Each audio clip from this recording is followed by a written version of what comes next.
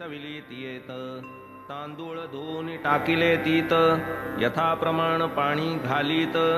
लाकडे सारून खाली चुलीत बाबा ती फुंकीत बैसले गाव सगळा त्यांना अंकित कोणीही आनंदे बसता फुंकीत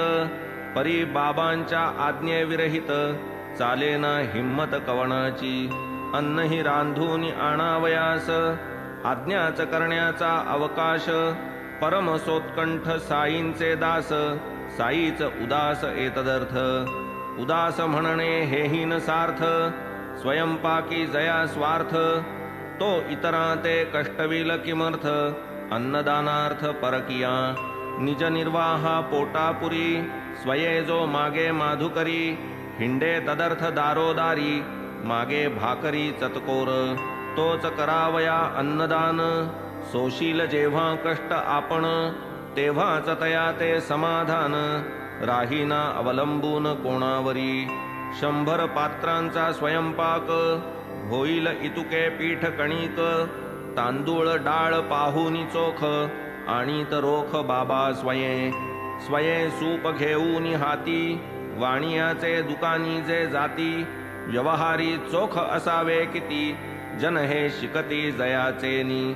वस्तू स्वये हाती घेऊन करीत दरदाम कसून कोणी जाऊ न शके छकवून गर्व हरून जातसे ऐसा हिशेबी आव घालिती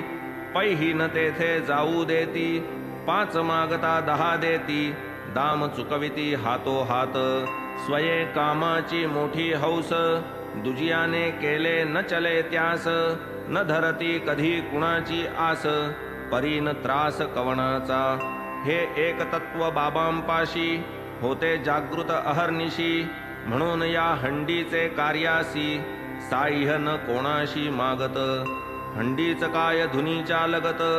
सर्पणाचे खोलीची भिंत पूर्व भागाची 3/4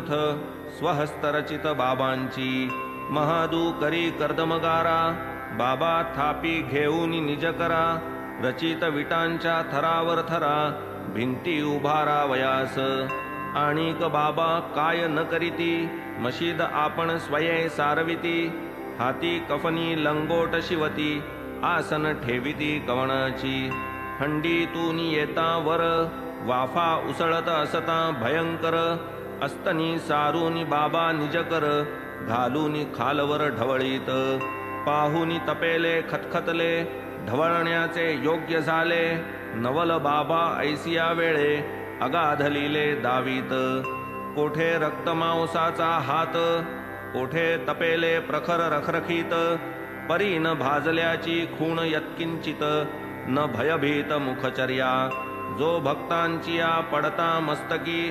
तात्काळ वारी त्रिताप समस्तकी तयासी कैसे दुखवावे पावकी महती न ठावुकी कायतया भिजली डाळ पाट्यावरती घालून या स्वये निवडिती स्वये वरवंटा घेऊन वाटिती मुगवड्या बनविती निज हस्ते मग त्या हंडीत हळूच सोडिती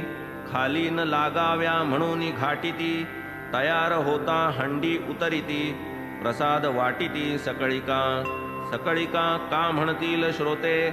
साई बाबा तो यवन होते मग ऐसिया अधर्माचरणा ते जाहले करविते कैसेनी या शंकेचे एकची उत्तर धर्म आणि अधर्म विचार साईंपाशी हे साचार निरंतर